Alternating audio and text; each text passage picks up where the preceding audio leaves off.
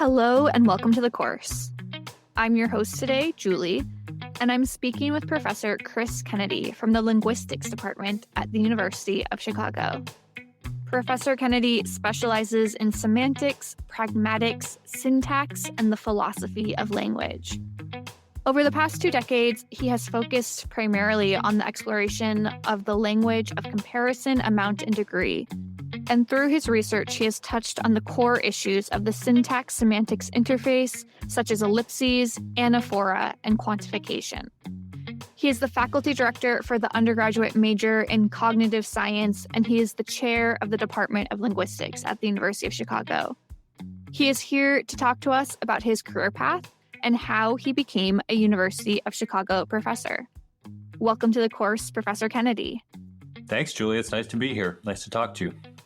Can you start us off with a general overview of your career path from college years to becoming a professor at the University of Chicago? I will dig into things more specifically as the interview goes on, but kind of give me the linear steps you took between college and your current professorship at Chicago. Okay. I wasn't planning on this career by any means when I was in college or even after college. In college, I studied Russian language and literature. That was my major. I did that mainly because I was interested in the language and also kind of Russian history and in particular Soviet history. So this was I began college in 1985, so that was still during the Cold War. And I'd taken a great class in high school on sort of 20th century European history that spent a lot of time talking about Russia. I got interested in, and the Soviet Union. I got interested in that on the one hand. And on the other hand, by that time at the end of high school, I'd taken French and German and Latin. And so I was also kind of interested in learning languages, and putting those two things together, Russian seemed like a pretty interesting move to make. So I started out doing that right away in college, and pretty quickly found out that the thing I was most interested in terms of study was Russian language. I didn't know that much about it ahead of time, but it turned out to have a bunch of features that were kind of, they're interestingly different from English. Similar in some ways, actually, to what I learned in Latin and German, but even sort of more extreme versions of the stuff that you find, some of the grammatical details you find there. And I didn't really have the vocabulary at that time to think of it in those terms, but in retrospect, that was the stuff I was interested in. I thought that this was a pretty neat system, and it was just quite a bit different from what I was used to. And although I loved Russian, I still love Russian literature, especially 19th century Russian literature. I wasn't really drawn to literary analysis so much. I did end up writing an honors thesis, but I wrote on a filmmaker, Andrei Tarkovsky, because I loved his movies and wanted to watch his. I wanted to do an independent research project, but I also wanted to watch these movies as much as I could. So that was college, and then after that, I didn't have specific plans to use Russian or to study more languages or anything like that. Mainly because another thing that happened during college was I started playing in a rock band. And that was for a 20-year-old, that was a kind of compelling activity at that time in the late 80s. And my bandmates and I decided, hey, let's try this for a while. So we all moved to Austin, Texas, and tried to make a career as musicians. Austin was a big change because I'm from New Hampshire, and so that was a big move to move to a place like Texas. But there wasn't a concrete plan other than to play music and be part of a really exciting music scene and see where that went. As it turned out, it didn't. The music career didn't quite work out for reasons that I think probably happened to a lot of musicians. Or either you lose your band. In our case, we couldn't hold on to a drummer, or you discover that the some of the labor that goes on in trying to be a musician, like drumming up gigs and finding new people to play when somebody leaves the band, turn out to be a bit more of a hassle than you really want to put into it. But another thing that happened during that time, I guess, is that I suppose I started realizing that actually doing, as much as I love playing music, it wasn't exercising my brain in the way that I guess I felt I needed. I just started doing a lot more reading about language at this point. I realized somewhere along the way that the thing I really loved about Russian was the language and trying to understand the way that it worked. And at some point during this time in Austin, this was probably around 1990, I got a really bad case of poison ivy from riding my bike on some trails up in the hills around Austin. And I think it was June or July. It was whatever time of year it was hot. And if you got really bad poison ivy, you couldn't wear a lot of clothes, just wanted to sit inside in the air conditioning while wait for the poison ivy to get past. And I asked my girlfriend at that time, my wife now, to pick up some books from the Austin Public Library. And in particular, I asked her to pick up some stuff by Noam Chomsky, who I knew was, like the person whose work you kind of need to look at if you're interested in language. And I didn't know exactly at that time what the field of linguistics really was, but I knew that if I wanted to find out more about language, I needed to somehow look into Chomsky's work. And she brought me back a copy in particular of a book called Syntactic Structures, which was published in 1957. And in a sense, it represents the kind of starting point for the contemporary field of linguistics. And it's a very small book, but it articulates the idea that human language can be explained as a kind of computational system, a system that's got some principles, some basic combinatoric properties that are what enable us to take a finite set of words and put them together in systematic ways and recognize them as use them as sentences of our language and recognize them as sentences of our language with a kind of productive capacity that gives us the ability to create all the sentences that we ever find in any language on the one hand. And it also has a kind of explanatory framework to tell us, what's special about a language like Russian or English or German or Latin and how they're different from each other and how they work internally. And I didn't fully understand it because I didn't have any background in linguistics, but I kind of just grabbed onto it and I realized that this is the kind of thing I could spend a bunch of time thinking about. And so the next step from there was really just to figure out how to do that, how to think about it more. Again, it wasn't at that time, there was no thought that, I would eventually become a professor of linguistics at the University of Chicago or anywhere else. It was more just, here's a really interesting field and a way of thinking about language that kind of made sense given all my interests up to that point. I'm curious, especially for people who kind of took an indirect approach or a winding path towards going to grad school. Was it a challenge to transition back over to academics? Tell me about that experience of what that was like for you. Was it challenging? Were you just so interested in the topic that it just felt natural? What can you tell me about that experience of kind of changing paths? Frankly, the biggest challenges at the beginning, because I didn't have any background in linguistics, it's background in Russian. And other than Russian in college, I'd taken a bunch of grade classes in archaeology and art history, religion. I'd taken a lot of classes in humanities primarily. I hadn't taken any math classes. I really hadn't taken any what you might call formal foundations classes, formal social science classes like statistics or economics. So the challenge, the early challenge for me was basically just getting into a good linguistics PhD program, because what linguistics PhD programs tend to look for are people who have a certain kind of background, one that kind of clearly equips them, makes them ready to work with the formal and mathematical tools that linguists work with. I'm not saying that you have to have those features. Obviously you don't, because I didn't, and I still managed to make it to graduate school, but it limited the kinds of options that I had. So it was harder to get into really top programs. I applied to several and couldn't get into them. I ended up at Yale, which sounds very fancy because Yale is a fancy school. But at the time, it was a slightly easier program to get into because it was kind of undergoing a period of flux, and people in the field would have known, hey, maybe this isn't the safest bet right now for applying. So I think they were willing to take risks on people like me.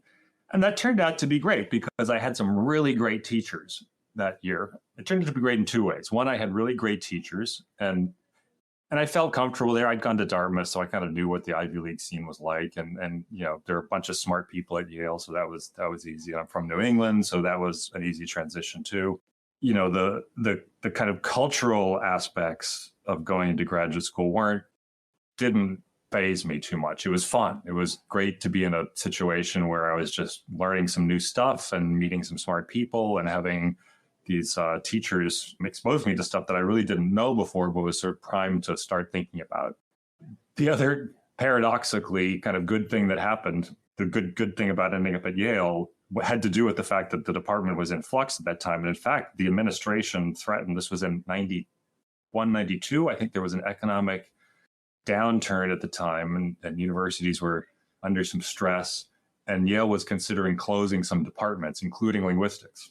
So that got me kind of nervous. And I thought, well, maybe I'd better not stick around here. Maybe I'd better find another place to go. And by now I had a little more experience. That was good.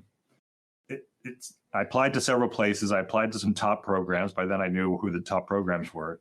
I still didn't get into those, but I got into the PhD program at the University of California at Santa Cruz, which was a very new PhD program. And there was a lot of buzz about it in the field. So the kind of my professors at Yale and other people I talked to had said, this looks like a great program. There's some really great people there. But because they were new, they didn't have a reputation yet, which meant that the competition, in effect, wasn't so strong. Like the best students weren't necessarily applying there. They were applying to other places. It turned out to be the perfect, maybe the most fortuitous happening in my life was that I ended up in there because it was just exactly the right set of people teaching in exactly the right way on exactly the right kind of topics for me at that time to just be able to like eat it all up and kind of turn myself into somebody who actually knew how to do linguistic research. And it's funny because that was between getting the Chomsky book from the Austin Public Library, ending up at Yale at that time, and then moving to Santa Cruz. A lot of those things were in some sense pure luck or pure coincidence, and they just worked out. So the cultural aspects of graduate school weren't a problem. I was ready and interested to work and think and work hard, and didn't expect to have a lot of money because I'd been living hand to mouth as a musician in Austin. That was no big deal. It was just fun and exciting. And once I finally managed to get in the right place, it kind of took off from there. I want to ask about you, even as a younger person in college years, especially since linguistics was not something that you initially started off thinking you'd be interested in doing. Were there ideas or subjects or activities that were interesting to you as a young person? Maybe it is music, and you can speak more to that. But what were the interests you had as a young person that kind of echo what you do now and some of the interests that you have now? Well, I think, I always liked to do research. I mean, I didn't necessarily know that I was doing it early on, but I was even in high school. So to do research, to work through a question or a problem and then try to write up an answer to it. In high school, the way that you do that early on is by writing, papers on books you're reading in English class or history papers. And, I went to a public high school in New Hampshire. These weren't sort of super fancy or, problems, but they I had good teachers. They gave people the opportunity to go where they would go. And I think my teachers recognized that I was pretty good at writing this kind of stuff early on. I wouldn't say the writing came easy to me, but I always liked crafting an argument, I guess is the way to put it. So that's something that I think really kind of paid off. That and I was actually good at math and thinking mathematically, thinking sort of abstractly. That's turned out to be really important. I do regret that I didn't take more math in college. More would have been more than zero because I didn't take any math in college. It's my biggest regret about college, even though I took all these wonderful other classes, which I wouldn't want to give up. maybe I should have done an overload 1 or 2 quarters and taken a little more math, because that's something that I think is always useful, sort of no matter where you end up going. But probably the fact that I, in high school I did a lot of math and I was good at it, that was probably pretty important. And then, the music stuff I think is kind of like just being willing to be creative. And the kind of music I played was not, I never was trained in music. I never learned how to read music. I played basically kind of mid-'80s, pre-grunge, post-punk, alternative music. But there was a lot of improvisation, a lot of collaboration, and trying new things. So that probably played some role in where how things turned out too. I'm curious if there was a point in graduate school where the idea of becoming a professor and becoming someone who primarily researches and teaches linguistics became more of an option to you. Was there a moment? Was there a series of moments? Tell me about that evolution. Yeah. Well, the teaching part, I think I recognized pretty early that I enjoyed that quite a bit and was pretty good at it. The funding situation at that time for graduate students, and at least at UC Santa Cruz, I think maybe in general in the University of California system, was such that most of the financial support that we had came from teaching, being a teaching assistant early on, and then later on you might teach a couple classes. So I was at Santa Cruz for 5 years. Santa Cruz is a quarter system, so that's 15 quarters. And I think I either TA'd or taught 12 of those 15 quarters. So there's a lot of experience gained. I did a bunch of different things, linguistics classes, I did logic, I taught my own classes.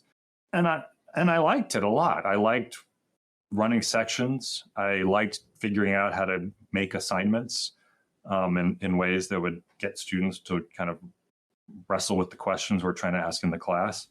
I liked meeting with students and talking to them about, the questions they were having or the problems or the things they enjoyed about the class. So the idea of the teaching part of it and wanting to do something that involved working with people to help, to think about linguistics, I think I figured that out pretty early, that was something I wanted to do. I still wasn't necessarily thinking about becoming a professor, and it became clear early on that would be a pretty fun job if you could get it, because I, saw my teachers were, engaged in what they were doing. They had the opportunity to keep learning all the time, and that, that certainly looked like a great option. But even back then, it was it was a challenge to get an academic job.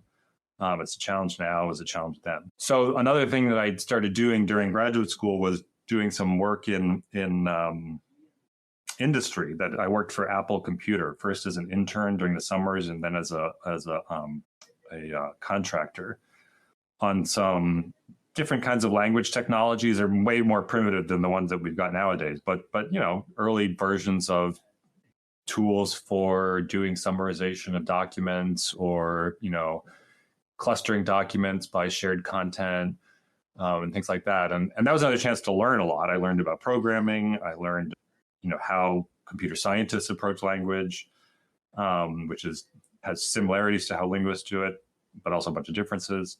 And I learned that it was a lucrative career because I made way more money as an intern at Apple in the summer than I did as a teaching assistant at UC Santa Cruz during the academic year.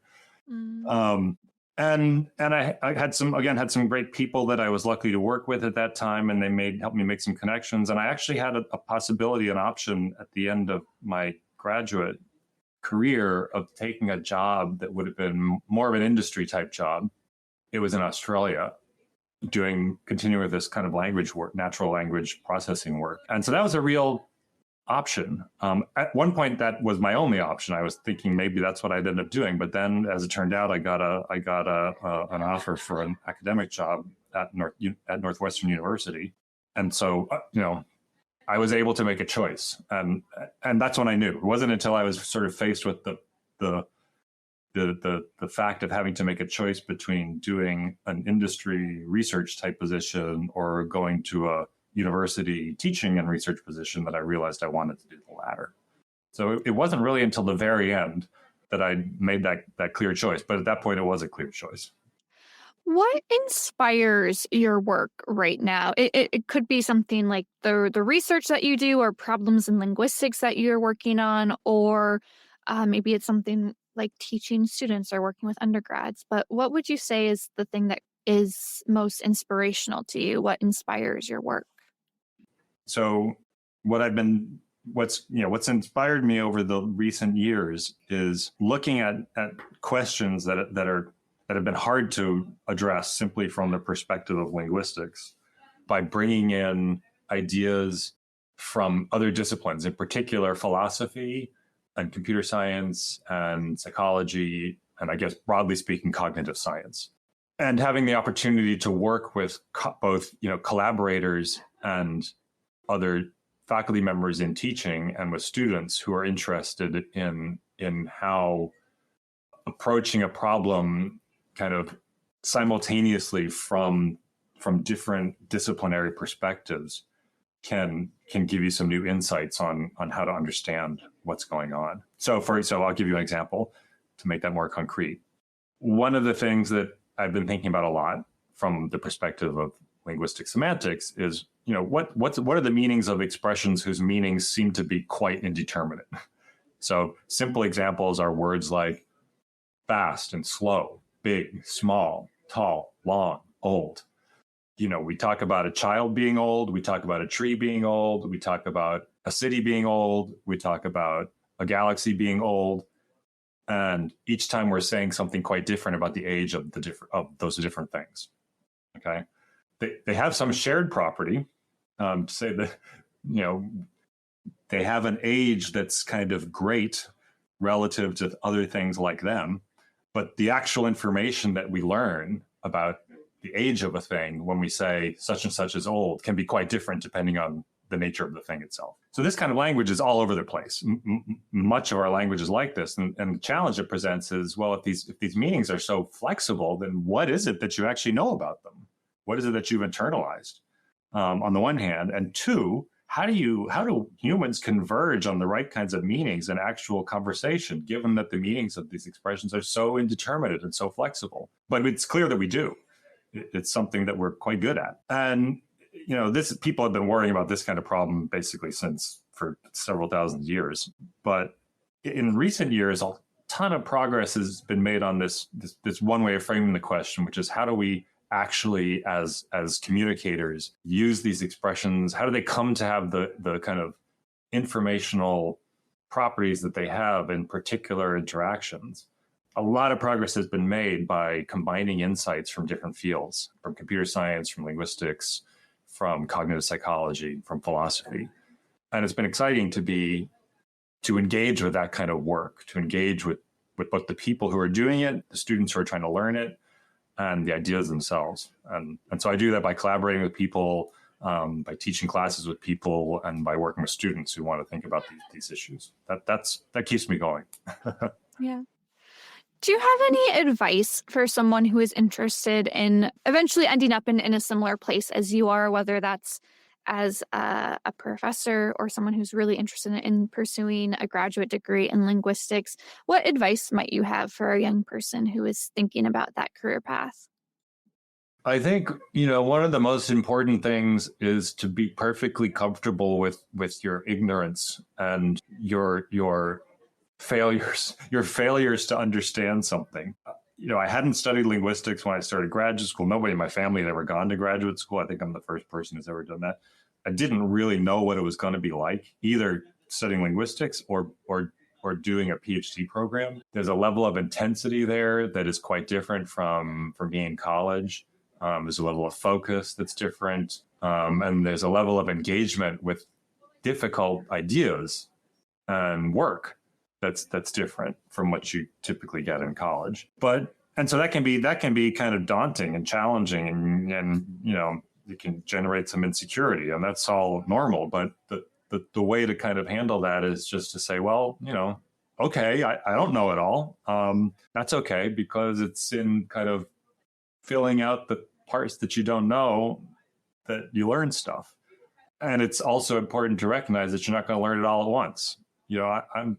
I've been doing this for a long time now, and I'm still learning a ton.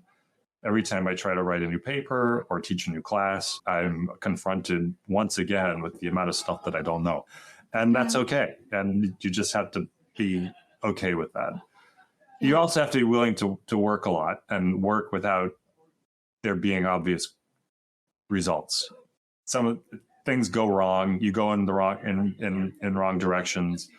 So, if you're only happy by getting clear, good results, you're going to be mostly unhappy. It's important to be happy with the process and be engaged by the process more than the results, maybe. Yeah. What is the most gratifying part of your job now? What makes you feel the most fulfilled? I think the feeling that I'm making progress in understanding something hard or challenging or that's been an open question for a while with other people. I don't mind doing it on myself. Sometimes it's nice to just sit at your desk and work through a problem, and you feel good when you've made some progress that way. But it's a lot more gratifying to be thinking through things with other people, either with research collaborators or with students, either in your office or in a classroom or in advising a dissertation or an honors thesis. Seeing other people growing and learning things is the most gratifying part of this job for me. Thank you, Professor Kennedy, for your time today. And course takers, if you enjoyed listening to today's interview, please check out the other ones. Leave us a comment, subscribe, follow, and share this episode with your friends and family. You can find out more about the University of Chicago through uchicago.edu or the university's campus in Hong Kong through uchicago.hk. Stay tuned for more. See you around.